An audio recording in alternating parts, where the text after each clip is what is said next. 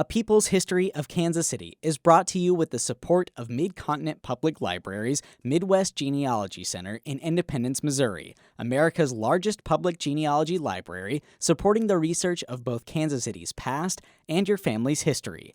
Learn more at mymcpl.org/genealogy. This is A People's History of Kansas City, a podcast from KCUR 89.3. I'm Suzanne Hogan.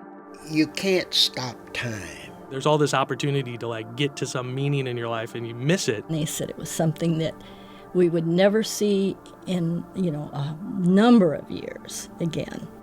So this episode is about a Missourian who had an incredible gift. He was pretty famous around these parts in his time, but you probably haven't heard of him today. Jim allegedly predicted the winner of the Kentucky Derby, the World Series. He apparently could predict the gender of unborn babies, and he was like an amazing quail hunter.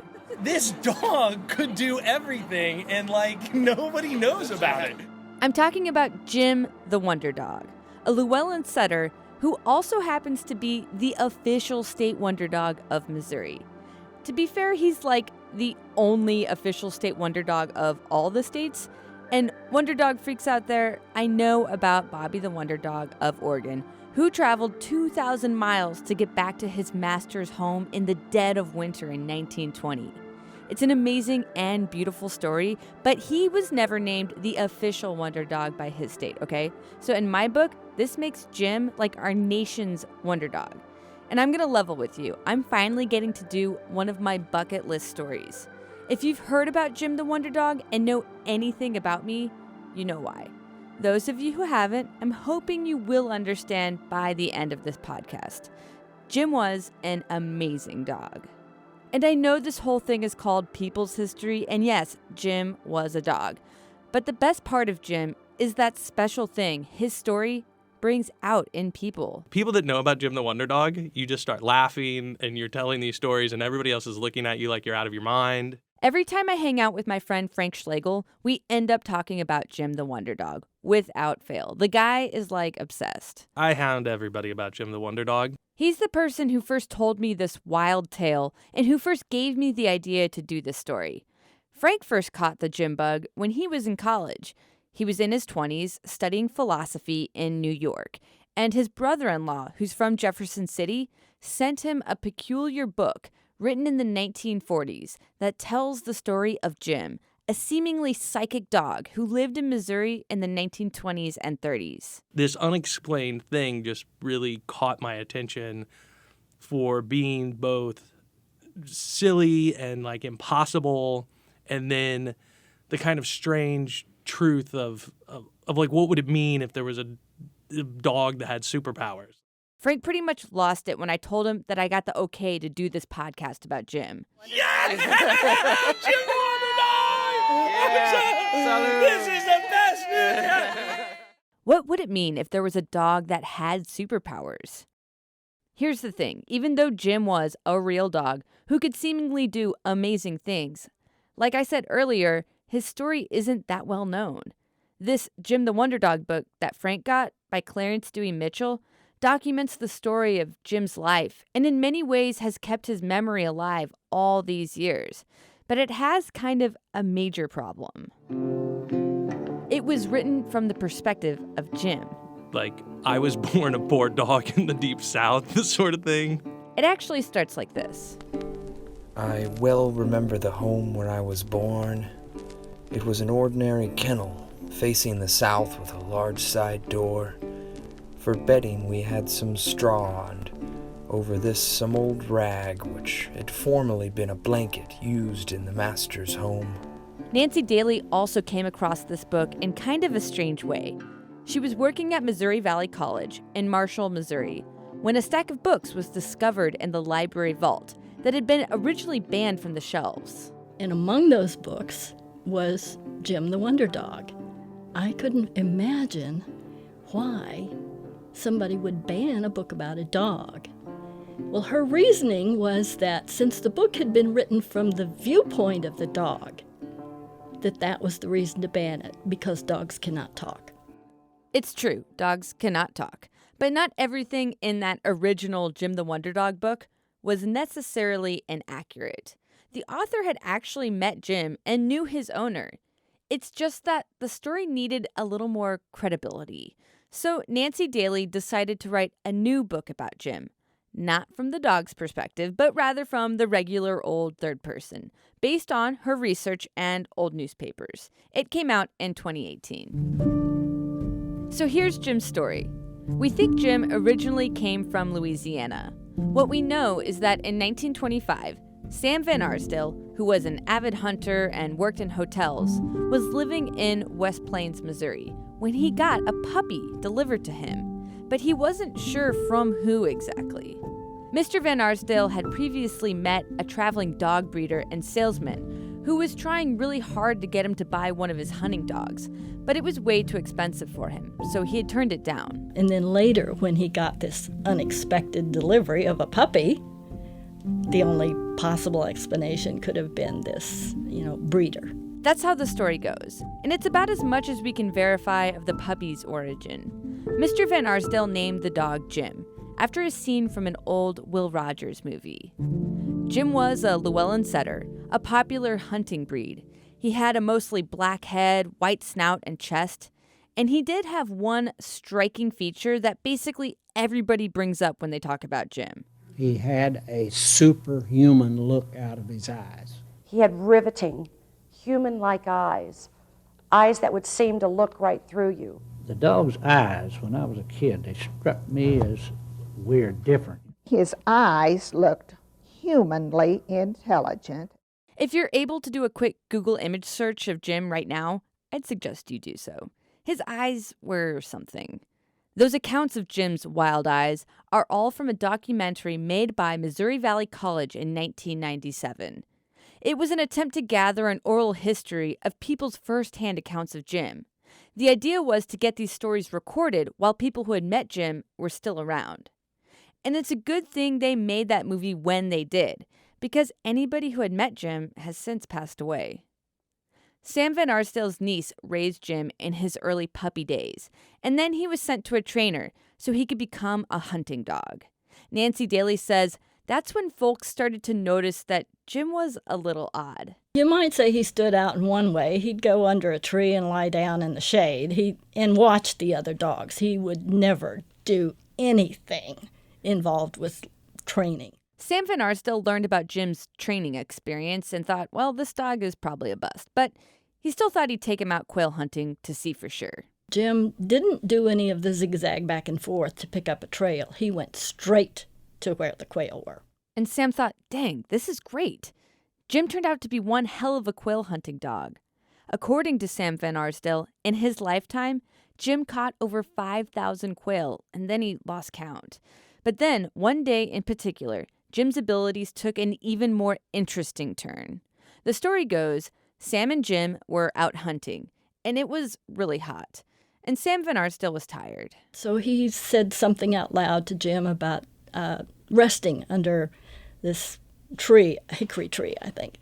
And Jim went right straight to the hickory tree and sat down. And he said, really? How did he know that was a hickory tree? Did he? Is this a fluke? So he asked him to find an elm tree. And Jim went to the elm tree. He asked him for an oak. And Jim went right to an oak tree. And a walnut tree. And he went right straight to the walnut tree. Every single time, whichever tree he was asked to find, he did. It's at this moment that Sam Van Arsdale started to realize that he had a really special dog here. So he tested Jim in other ways beyond his tree knowledge to see what all he could do.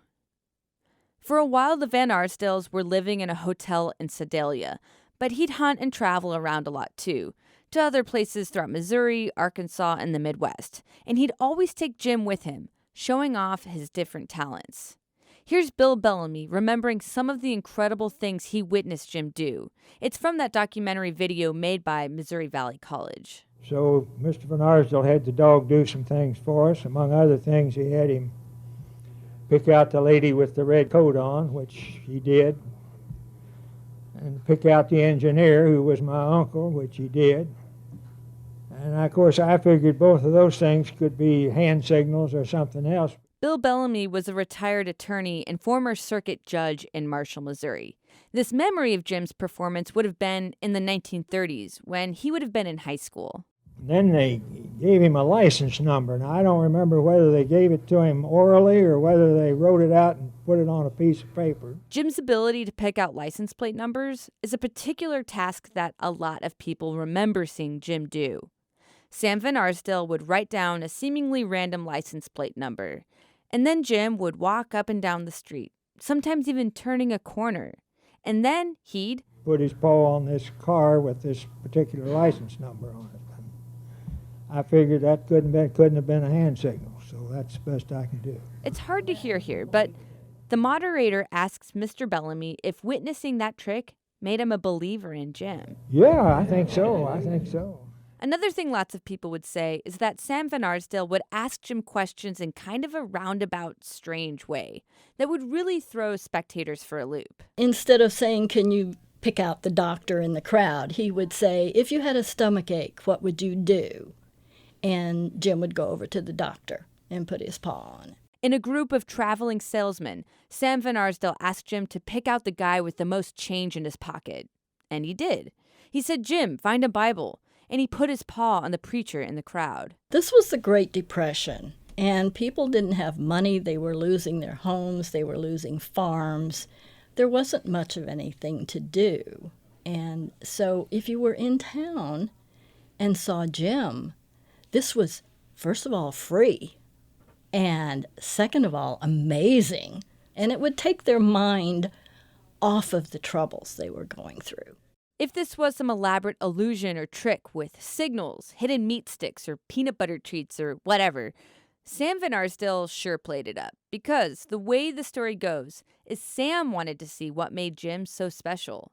According to the Sedalia Democrat, in 1931, Jim and Sam went to Columbia, Missouri, to be tested by 2 faculty members from the University of Missouri.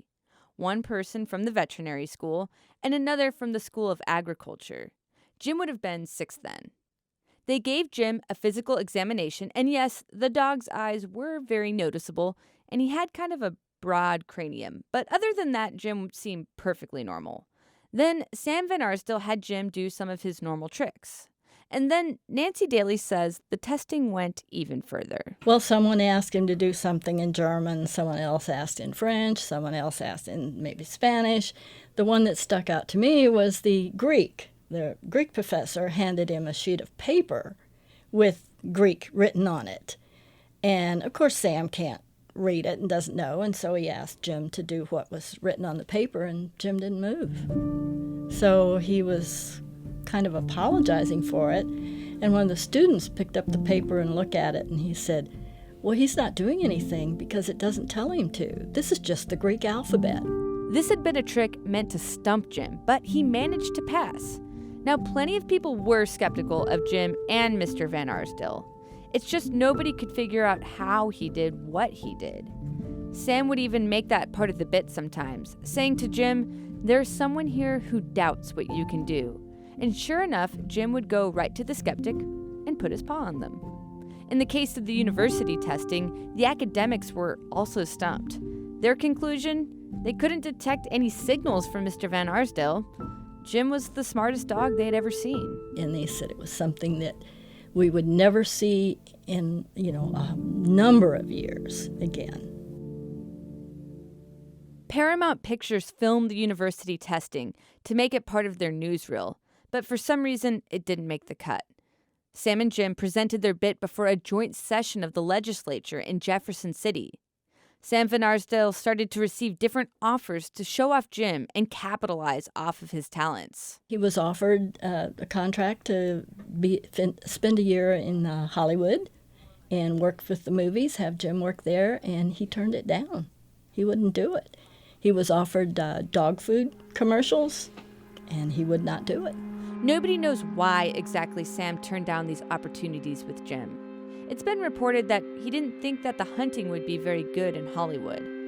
But this whole point that Mr. Van Arsdale didn't seem to be trying to be super famous or make a lot of money off of Jim, is a big part of the story that Jim fans today really like. Also, this whole question of how was this possible? Was it an elaborate hoax, a grand illusion? Maybe Jim was just really intuitive and good at picking up on body language. Maybe some of these accounts were embellished. Was Jim a miracle? Do you believe in magic? Sam and his wife Pearl and Jim continued to travel around the region, all the while doing random demonstrations for folks. They eventually moved to Marshall, Missouri to manage the Ruff Hotel. Yes, Ruff, spelled R-U-F-F.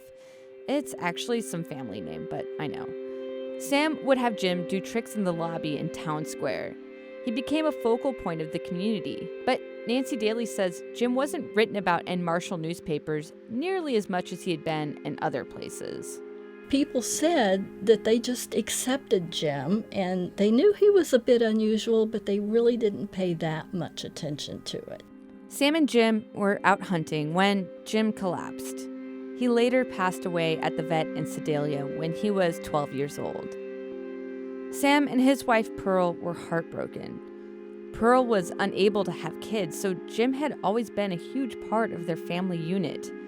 The Van Arsdales tried to get Jim buried in Ridge Park Cemetery in Marshall, Missouri, but the cemetery wouldn't allow it because the cemetery was for people, not dogs.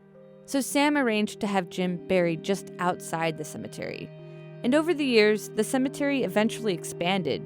Now Jim's grave is actually inside the cemetery, and it's the most visited grave there. I wish I could have met him, seen him. I did have a friend, I mentioned that too, and she says, oh, that would have been great. But you'd be over 100 years old. Oh, no. With Jim gone, Sam and Pearl Van Arsdale, and all the people who ever saw Jim perform, the question of how this all was possible is even more of a mystery. And nobody asked Jim how he did anything. This exact point is, I think, the main reason my friend Frank Schlegel is so obsessed with Jim's story, and somewhat conflicted by the whole thing. You had like this access to the all-knowing oracle, and you're like, show me a woman in a red dress. You're like, no, that's not the question that you ask. You're at the oracle. You've got your shot, and you're going to ask it for a license plate? No, you're going to, what's the meaning of life? Everything, Nobody asked Jim that question. You feel like it was a missed opportunity? Oh, yeah, it was. And that was right, because nobody knows what to do with it. And maybe that's true of all, people and things in our life. There's all this opportunity to, get to some meaning in your life, and you miss it because you're just, stuck on this sort of science, how side as opposed to the why side. Letting go of the how side and focusing on the why side is even harder for someone like me, and I think Frank too. Jim could identify trees. He knew the Greek alphabet. He was such a good dog. I guess I don't care how he did it. If it was lies or illusions, I don't even want to know. I'm more caught up on the why. Why does Jim's story still capture people today? Why do I want to believe in a dog with superpowers? What does that say about me? When I found out that the town of Marshall and the Friends of Jim the Wonder Dog organization were hosting Jim the Wonder Dog Day, we had to go. Do you think that this car ahead of us is also going? They're like, yeah, I think everybody going this direction is going. Frank, my boyfriend, and I took the trip to Marshall, Missouri for Wonder Dog Day. I wanted to know, why do I want to believe? And what better way to do that than surround myself with other Jim believers? Frank was imagining it would be an opportunity to really nerd out on the whole thing with other Jim superfans. Maybe there would be a lecture. I wasn't really sure. I figured, worst case scenario, there'd be dogs, and I'd finally get to see the Jim Memorial Garden located where the Ruff Hotel used to be. So what would you ask Jim the Wonder Dog? Frank loves to philosophize and ask Jim fans that question. If Jim were alive today, what would you ask him? The types of questions normally end up in either two categories. One, questions that try to disprove Jim's abilities, like asking Jim a thing something only you would know the answer to, like, where did you meet your first love, or what's your favorite color, or whatever. And then the more oracle type of direction, like, is God real? Or what path should I take in life? When we get to Marshall, it's not quite the scene any of us are expecting. It's not a big gym Coachella or an academic gym debate. It's a group of about 40 families with their dogs here for a dog competition and a small parade. Fourth grader Tanner Saylor is here with his 2 dogs. He's entered them into a few categories: shortest tail, best kisser, best trick, and the owner and pet look-alike contest. Her name's Chewy, and... Chewy? Yes, she's blind, and her left eye, just like me, and she has no teeth, so her tongue is always sticking out. Other categories are best bark, biggest dog, smallest dog, dog that looks the most like Jim. About halfway through the best dog trick category, it really starts to hit me how incredible it must have been to see Jim do what he did. In all fairness, there are a lot of distractions here, but some of these dogs are having a really hard time just doing some of the basics. Sit. There are, however, a few pretty good tricks out there. Watching a dog jump through a hoop or balance a stick or retrieve something from far away is pretty cool. After the competitions wrap up, I meet up with David Schmidt, who placed in the dog and owner look-alike contest.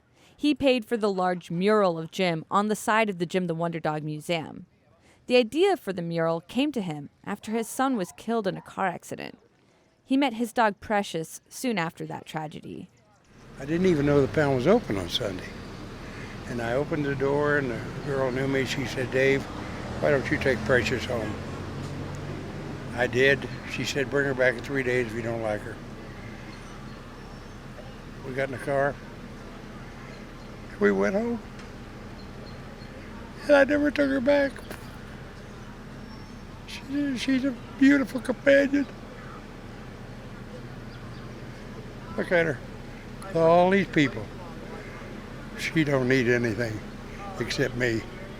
God sent her to me. I needed her. He truly was an exceptional, as the Buddhists say, sentient being. Chris Delaney is another Jim superfan. And it brings out the importance of, kind of like the universal oneness of everything and how much dogs can help us. Chris is a part of the Friends of Jim organization that hosts this event every year. He traveled to Marshall all the way from South Carolina for Wonder Dog Day. I just think the Jim the Wonder Dog story is it's healing. It's just a beautiful story. It's something that lifts our spirit. Why is that important? Because now Chris Delaney's eyes start to tear up. Our country is just, they don't understand that anymore. Simple acts of, kindness or your pet, simple things. And I just think it's, as I get older, I just like to do simple acts of kindness. It's the second time within 30 minutes that 2 strangers, only bound by our shared interest in an amazing dog, have opened up, cried, talked about deep feelings, their joys and fears, what really matters to them. Sam Van Arsdale would take Jim around to all the small towns during the 30s when people were kind of down, and he would put on these demonstrations and lift their spirits. Chris Delaney and I walked through Jim's memorial garden, and it is beautiful. There's a pond, pretty flowers, and in the center, there's a nice sculpture of Jim, his wild eyes staring at the building where the Jim the Wonder Dog Museum is. The people who run this museum hope that Jim's story and this place will attract more tourism to the town. Why do I want to believe in a wonder dog in Missouri with unexplained superpowers? I guess because, why not? I think it's good to have a sense of wonder. It keeps things interesting. I love the way writer Nancy Daly puts it. There are many things out in this world that we have no answer for, but we should accept it and enjoy what we can from it. And this was something that you could say Jim gave, that Sam and Jim gave to the world. A People's History of Kansas City is a production from KCUR 89.3. Made possible with the support of the Midwest Genealogy Center, which can help you learn more about the history of Kansas City through a searchable version of the Kansas City Star dating back to 1880. Learn more at mymcpl.org/genealogy. We're going to take a little break, but don't worry, we'll be back in April with some more episodes. So stay tuned to this feed for more amazing local history stories. We've got a killer list that we're going to start picking away at. And if you have some ideas for a topic, a person, or an animal that you think we should explore as an episode, please send it my way. You can either give me a call and leave a message, 816-235-8930. That's 816-235-8930. Or you can send me an email, peopleshistorykc@kcur.org. And if you liked this episode, then please feel free to share it with your friends. Or better yet, write us a review. It really, really does help out. Our team is Sylvia Maria Gross, Mike Russo, Ann Kniggendorf, and Celisa Kalakal. We had help from Ronnie Baldwin, CJ Janovi, Cody Newell, Krista Henthorn, and Tracy Bauer. Our theme music is by Primary Color, and we also had tracks this episode from Roscoe, Poddington Bear, Quetzal, Lobo Loco, and Blue Dot Sessions. I'm Suzanne Hogan. Take care, and thanks for listening.